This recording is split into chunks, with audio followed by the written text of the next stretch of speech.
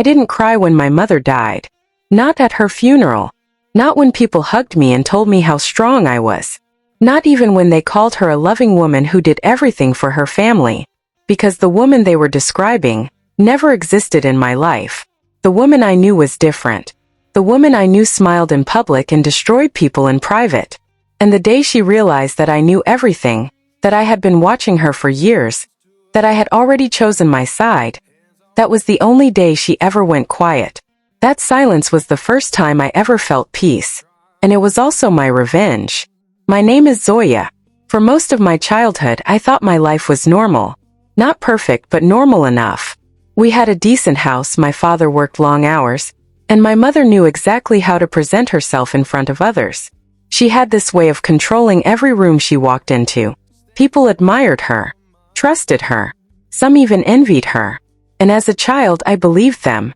I believed I was lucky. But the truth about people like her is this. They don't reveal themselves all at once. They reveal themselves slowly, in moments so small you almost question if they even happened. A comment here. A look there. A sentence that feels off but you brush it aside because it's your mother. I remember the first time something felt wrong. I must have been around 10. I came home excited about something small, probably a school achievement, something that mattered only to a child. I ran to her expecting a smile, maybe even a hug. She looked at me for a few seconds, then said, "Don't get used to this. The world doesn't reward people like you for long." I didn't understand it back then. I just felt something sink inside me. Something quiet but heavy. That was how it started. By the time I turned 15, that heaviness had become a constant. Her words became sharper, more frequent, more precise. She knew exactly where to hit so it wouldn't leave visible marks, but it would stay inside your head for years. Nothing I did was ever enough. If I succeeded, it wasn't impressive. If I failed, it proved her right. There was no winning with her. Only surviving. At some point I stopped arguing. Not because I agreed with her, but because I realized something important. She didn't want a conversation. She wanted control. And every time I reacted, I was giving her exactly what she wanted. My father saw everything. I know he did. He wasn't blind. He just endured. He was the kind of man who believed that patience could fix anything. That love meant staying, even when staying was destroying you. He avoided conflict, avoided confrontation, avoided anything that could make things worse. But in doing so, he allowed things to continue exactly as they were. Over the years, I watched him change. The man who used to laugh easily became quieter. The man who once had opinions started keeping them to himself. It was like watching someone slowly disappear without ever leaving the room. What I didn't know at the time was that he had already started thinking about leaving. Not loudly, not dramatically, quietly, carefully. He was planning step by step, making sure that when he finally walked away, he wouldn't lose everything he had spent his life building. And then, someone unexpected entered his life. It wasn't sudden. It wasn't reckless. It started with a conversation during work. Just two people talking, sharing pieces of their lives, realizing how similar their struggles were. She had her own story, her own past filled with the same kind of emotional damage. And somehow they understood each other in a way that didn't require explanation. I met her by accident. At least that's how it felt at the time. I expected awkwardness, maybe even guilt. Instead, I felt something I wasn't used to feeling around adults. Calm. She didn't judge me, didn't compare me, didn't make me feel like I had to prove anything. She listened. And when she spoke, her words didn't hurt. First, I thought it was wrong. I thought I was betraying my mother just by being there. But then a thought crossed my mind that changed everything. You can't betray someone who has been hurting you your entire life. Loyalty isn't blind. It's earned. And she had never earned mine. Over time, that connection grew. Not into something dramatic, but something real. She became someone I could talk to without fear. Someone who didn't twist my words or use my feelings against me. For the first time, I saw what a healthy dynamic looked like. And it made me realize just how unhealthy my own home had always been. Meanwhile, my father's plan was moving forward. Slowly but surely. He was getting ready to leave. Not out of anger, but out of necessity. He had reached a point where staying was no longer an option if he wanted to survive, mentally and emotionally. I supported him. Completely. because I knew what people from the outside would say. They would call it betrayal. They would say he was wrong. But they didn't live in that house. They didn't hear the things we heard. They didn't feel what we felt. This wasn't betrayal. This was escape. Everything was almost in place. Just a little more time, a few more steps, and things would finally change. And then everything fell apart. One morning, without warning, my father collapsed. Stroke. Just like that. No preparation. No time to react. No chance to follow through with the plan he had spent so long building. The man who was finally close to freedom was suddenly trapped again. This time not by choice but by circumstance. And as if that wasn't enough, she found out. About everything. About the other woman. About the conversations. About the possibility that he was planning to leave her. I don't know how she found out. Maybe she went through his things. Maybe she noticed something change. People like her always notice when they're losing control. What I do know is this. The moment she realized the truth, something inside her snapped in a way I had never seen before. And that's when the real story began. The day my father came home from the hospital, the house felt different. Not quieter. Not calmer. Just heavier. Like the walls themselves knew something had changed. He moved slowly, carefully, like every step had to be negotiated with his own body. The man who once carried everything on his shoulders now needed help just to sit down. And for a brief moment I thought, maybe this would change her. Maybe seeing him like this would soften something inside her. I was wrong. First, she played the role perfectly. Concerned wife. Attentive caretaker. The woman everyone praised for her strength. She spoke softly when others were around, made sure people saw her helping him, adjusting his pillows, bringing him water. But the moment the door closed, the mask slipped. It wasn't loud at first. It never was. Just small things. A sigh when he asked for help. A pause before responding, just long enough to make him feel like a burden. A tone that sounded polite, but felt cold. You need to try harder, she would say. You can't just depend on people forever. He had just survived a stroke. And she was already reminding him that he was inconvenient. I watched it happen day by day. The patience she showed in public never existed in private. If anything, she seemed irritated. Like his condition was an obstacle in her life, not something that deserved compassion. And my father, he blamed himself. That was the hardest part to watch. He apologized for things that weren't his fault. For needing help. For moving slowly. For being tired. Every time she made one of those comments, he would quietly say, "I'm trying," like he had something to prove. Like he had done something wrong. I wanted to scream. I wanted to step in to say something to stop it. But I had spent years learning what happens when you challenge her. It never ends well. She doesn't argue, she dismantles. So I stayed quiet. But I started paying closer attention. Because something else had changed too. She wasn't just irritated anymore. She was suspicious. Her eyes followed him more. She asked questions that didn't feel casual. She started checking things, his phone, his papers, even his schedule from before the stroke. She knew something, or at least she felt it. And people like her don't ignore that feeling. They chase it until they find proof. One evening I walked into the living room and felt it immediately. The tension. Thick. Unavoidable. She was standing there, holding something in her hand. His phone. My father was sitting across from her, pale, silent. And the way she was looking at him, I had seen that look before. But never like this. Not this focused. Not this sharp. "So," she said slowly, her voice almost calm, "do you want to explain this?" He didn't answer. Not because he didn't have anything to say, but because he knew. Anything he said would make it worse. That's when she turned to me. And for a split second I felt it. Fear. Not the kind I felt as a child. This was different. This was the kind of fear that tells you something irreversible is about to happen. "Did you know?" she asked. Her voice was still calm. Too calm. I could have lied. I should have lied. But something inside me refused. I looked at her, held her gaze, and said, "Yes." The silence that followed felt endless. My father closed his eyes. And her expression changed. Not into anger. Not immediately. Something colder. Something more dangerous. She laughed. A quiet, sharp laugh that didn't sound like amusement at all. "For how long?" she asked. "Long enough," I replied. That was the moment everything shifted. She wasn't just dealing with him anymore. Now it was both of us. And for the first time in my life, I didn't feel small in front of her.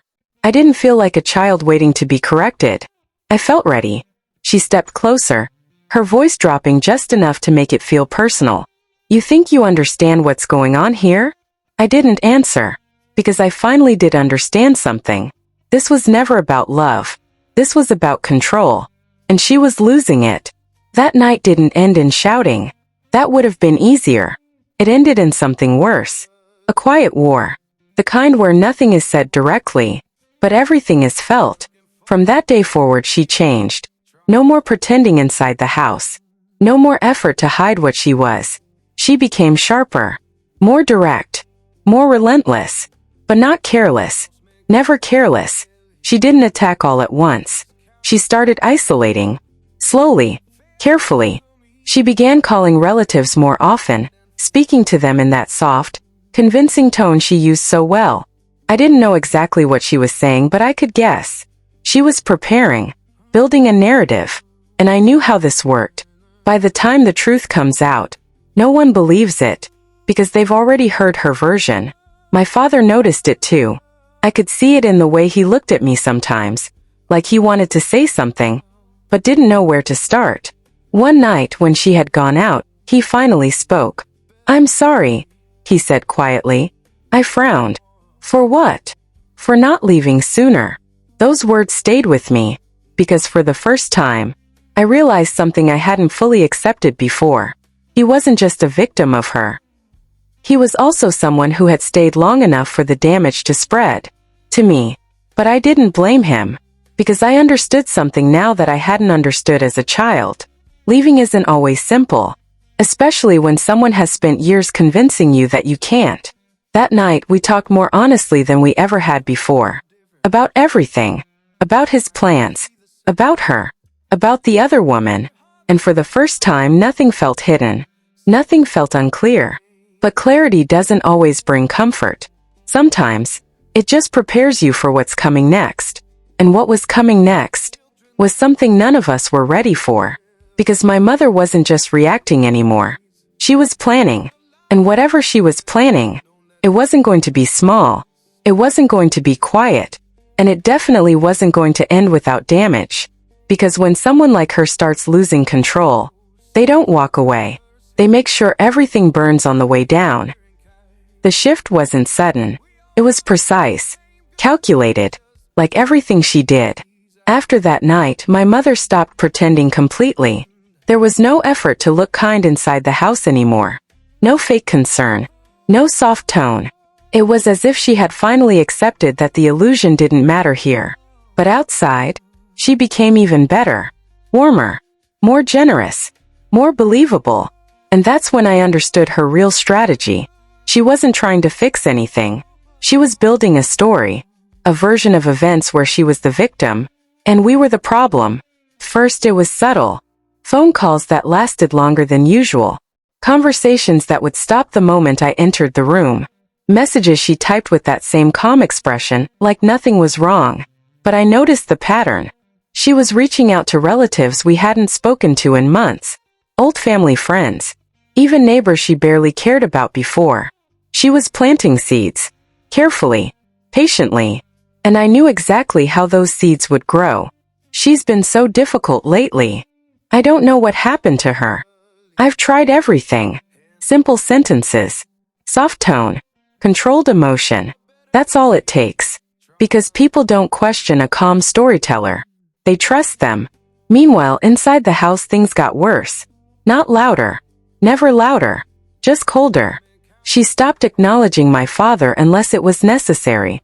And when she did speak to him, it was transactional. Like he wasn't her husband anymore. Just a responsibility she was forced to manage. You need to take your medication. You should try walking more. Don't make a mess. No warmth. No care. Just instructions. And my father followed them. Quietly.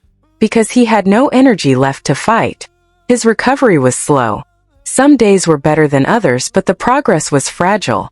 And instead of support, he was surrounded by pressure. Silent judgment. Constant reminders that he was no longer who he used to be. I tried to help as much as I could. Small things. Sitting with him. Talking. Making sure he didn't feel alone. But even that became a problem. One afternoon, she watched us from across the room. Her expression unreadable. "You've become very involved suddenly," she said. Her voice was light. Almost casual. But I knew better. "I'm helping him," I replied. She tilted her head slightly. Helping or influencing? There it was. The accusation. Not direct. But clear enough. I didn't respond. Because engaging with her questions was like stepping into a trap. Every answer could be twisted. Every word could be used later. And she knew that. A few days later, the first rail crack appeared. I started noticing changes outside the house. Messages from relatives felt different. Shorter. Colder. Some stopped replying altogether. Others suddenly sounded distant. Like they were speaking to someone they didn't fully trust anymore. One of my aunts, who used to call me often, barely spoke when I picked up. "Everything okay?" I asked. "Yeah, just busy," she said quickly. But her tone told me everything I needed to know. The story had already reached them. And they believed it. I wasn't surprised. I was prepared. Because I had seen this before. This is how she operates.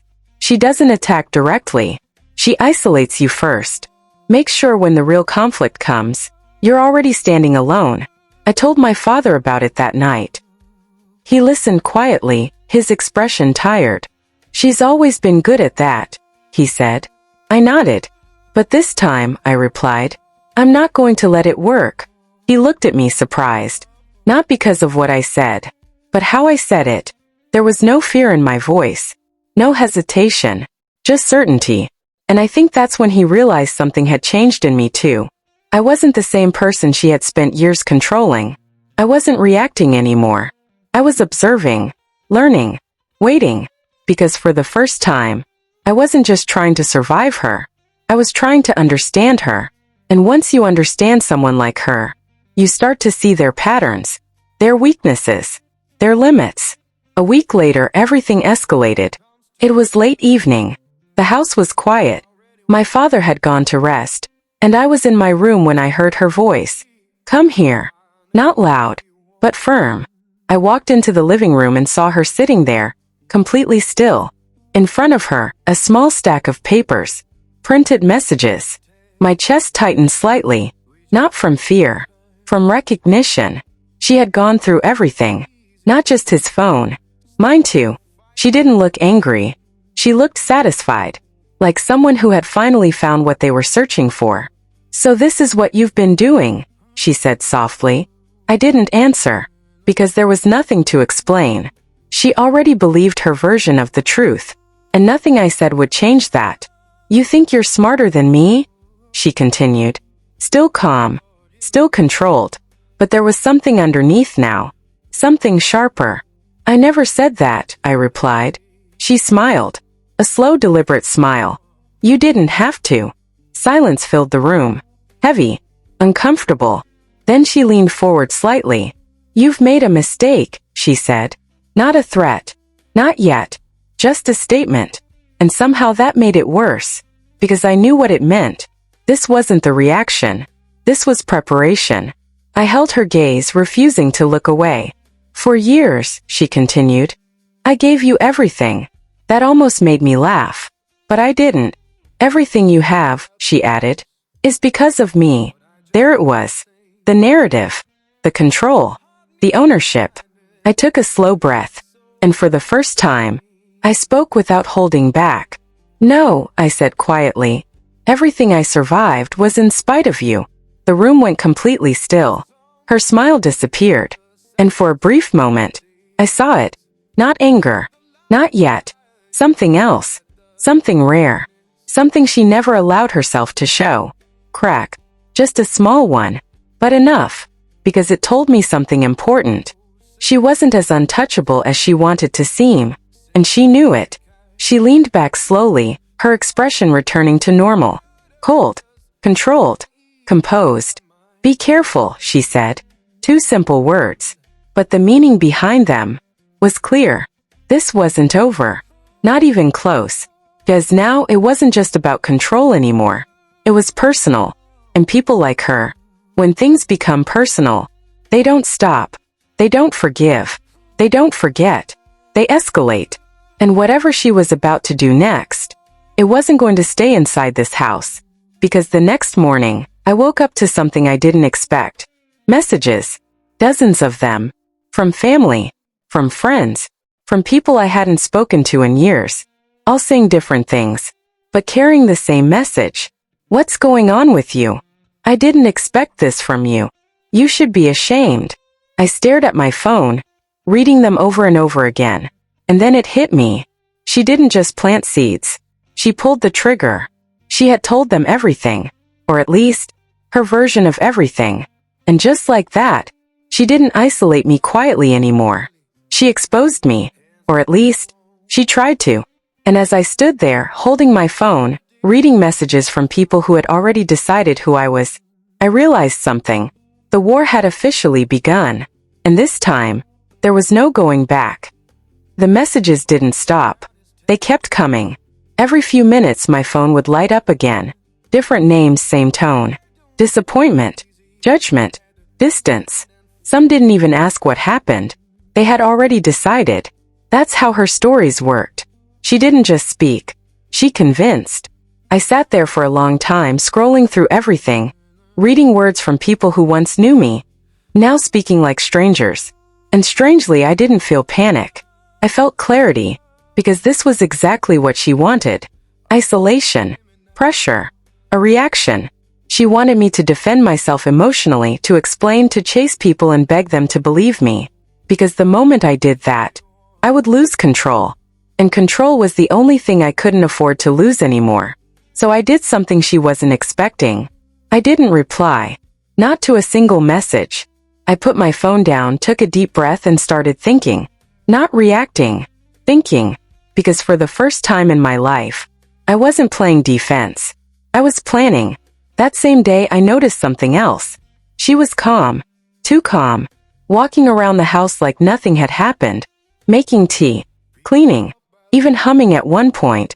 If someone had walked in, they would have thought everything was peaceful. But I knew better. This wasn't peace. This was confidence. She believed she had already won. And that belief? That was her biggest weakness. I started paying attention to everything. Not just what she said, but what she did. The calls she made. The timings. The patterns. I noticed she always spoke to certain people late at night, when the house was quiet. Her tone would soften. Her voice would carry just enough emotion to sound believable, but never enough to sound unstable. She knew exactly how much to show, exactly how much to hide. But even the best actors make mistakes. You just have to be patient enough to catch them. A few days later, an opportunity came. Unexpected. One of my cousins called me. Not to accuse. Not to judge. Just to ask. What's really going on? She said. Her voice wasn't cold like the others. It was uncertain. That was enough. Because uncertainty means the story isn't complete. I didn't rush. I didn't defend myself emotionally. I spoke calmly, carefully. I didn't attack my mother. I didn't call her names. I just told the truth. Simple, clear, direct. And then I stopped talking. Because truth doesn't need decoration. It just needs space. There was a long pause on the other end. I didn't hear it like that, she said quietly. Of course she didn't. No one did. Because my mother never told the full story. She told the version that made her untouchable. But now that version had a crack. And cracks spread. That was the moment I understood something important. I didn't need to fight everyone. I just needed to reach the right people. The ones who still had questions. The ones who weren't fully convinced. Because once doubt enters someone's mind, it doesn't leave easily. Meanwhile, inside the house, things were shifting again. She started watching me more closely. Not openly. But enough. She noticed I wasn't reacting. That I wasn't breaking.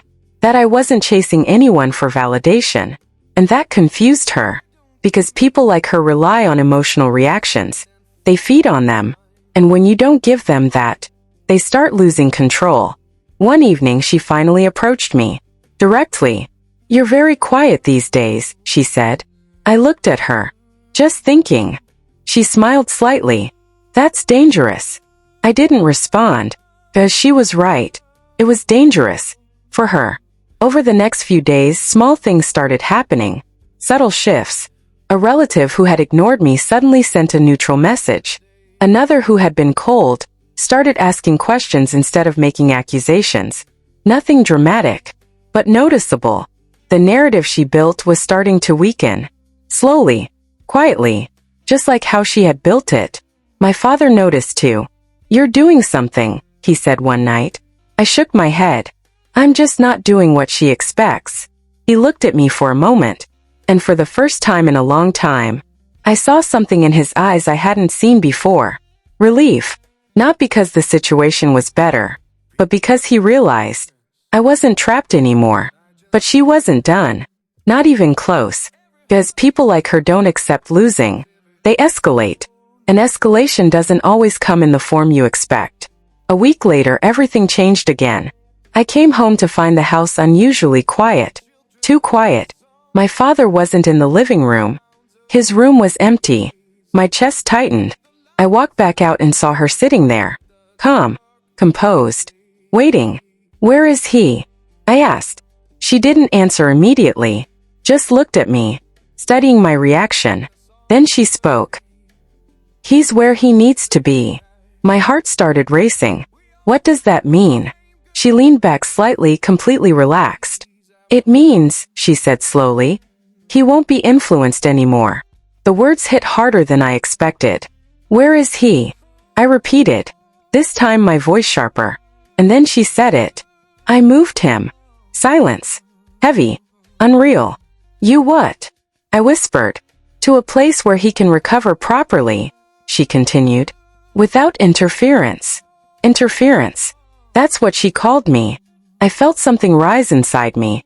Not fear. Not panic. Something else. Something stronger.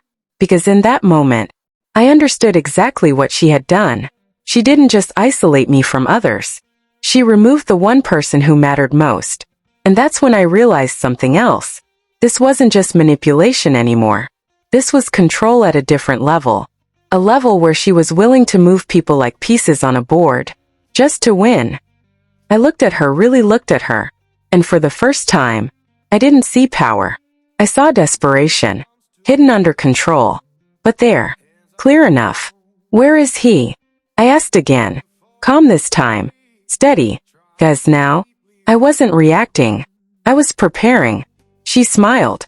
But this time, it didn't feel like victory. Felt like a warning. "You'll find out," she said. And in that moment, I made a decision. Not emotional. Not impulsive. Clear. Final. If she wanted control. If she wanted war. If she thought she could remove him and break me, then she had just made the biggest mistake of her life. 'Cause now, I wasn't holding back anymore. And what I was about to do next was something she would never see coming. I didn't panic. That was the first thing she got wrong. When she told me she had moved my father, when she sat there watching my reaction, waiting for me to break, to beg, to lose control, I gave her nothing. No tears. No shouting. No desperation. Just silence. And that silence, it unsettled her. I could see it. For the first time, she didn't know what I was thinking. And that made me dangerous. That night I didn't sleep. Not because I was afraid. Because I was planning. Carefully. Step by step. For years I had lived inside her system. I had watched how she spoke, how she manipulated, how she controlled situations without raising her voice. Now, I was going to use that same understanding against her. The next morning I started moving. Quietly. I didn't confront her again. Didn't ask more questions. Because I already knew something important. People like her don't hide things perfectly. They leave trails. You just have to know where to look. The first place I checked was her routine. She hadn't changed it much. Same calls. Same timings. Same patterns. But now I paid attention to the details. One number kept appearing again and again. Late at night. Short calls. Consistent. Not family. Not friends. Something else. I saved it. Didn't call. Not yet. Then I checked something else. Documents. Papers. Anything she thought I wouldn't understand. And that's when I found it. A name. A facility. Not far. But far enough that I wouldn't stumble onto it by accident. She hadn't just moved him. She had placed him somewhere controlled. Somewhere she could manage everything. Access. Information. Decisions. For a moment, I closed my eyes. Not out of weakness, but to steady myself. Because now I knew. And knowing changes everything. That same day, I left the house without telling her. Not secretly. Not dramatically. Just left. Because I wasn't asking for permission anymore. When I reached the place, everything inside me went quiet. Not emotional. Focused. The building was clean. Professional. Calm. The kind of place that looks trustworthy from the outside. Which made it perfect for her. I walked inside. Calm. Confident. Not like someone searching. Like someone who belonged there. "Can I help you?" the receptionist asked. "Yes," I said. "I'm here for my father." No hesitation. No doubt. Because confidence opens doors that questions never will. There were a few moments of checking. A few questions. But nothing I couldn't handle. And then, I saw him. He looked tired. Weaker than before. But conscious. Aware. And when he saw me, something changed in his eyes. Relief. Real relief. Not the quiet kind. The kind that tells you he thought he was alone. "They told me you were busy," he said slowly. I felt something tighten in my chest.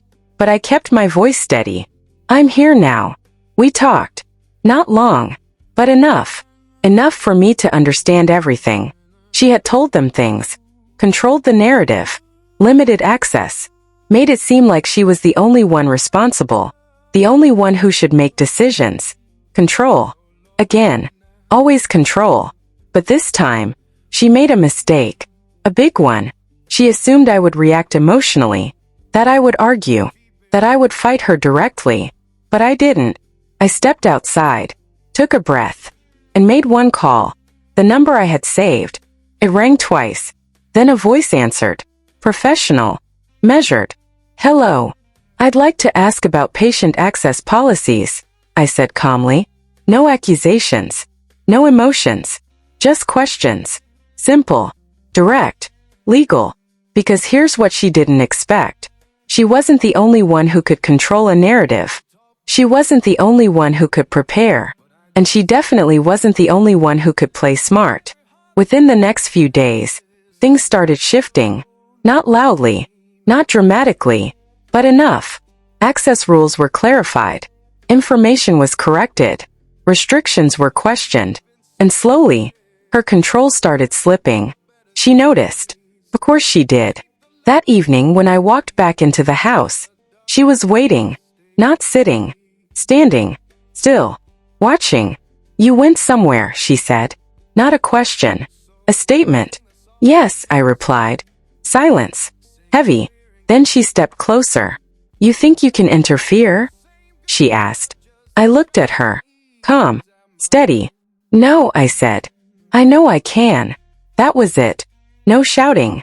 No scene. But something changed in that moment. Something final. Because for the first time, she wasn't in control. Not completely. Not anymore. Days passed. And the cracks grew. Not just outside. Inside too. Her reactions became sharper. Less controlled. Small slips. Moments where her calm mask didn't hold perfectly. And every time that happened, it confirmed what I already knew. She was losing. But the real moment, the one that mattered the most, came later. Months later. After everything. After the tension. After the silence. After the distance. The call. She called me. From a number I didn't recognize. I almost didn't answer. But something told me to. "Hello." Silence for a second. Then her voice. And for the first time in my life, it wasn't strong. That conversation. The things I said. The truth I finally gave her without holding back. The way everything she had done came back to her in that moment. That was the day she went silent. Completely silent. No manipulation. No control. No response. Just silence. And that silence, that was my revenge. For months later, she died. And for the first time in my life, everything felt quiet. Not empty. Not broken. Just peaceful. I still miss my father. That never changes. But I don't miss her. Because the truth is, she spent her entire life trying to break me, to control me, to make me smaller. And in the end, I became everything she couldn't control. And sometimes, that's the only revenge you need.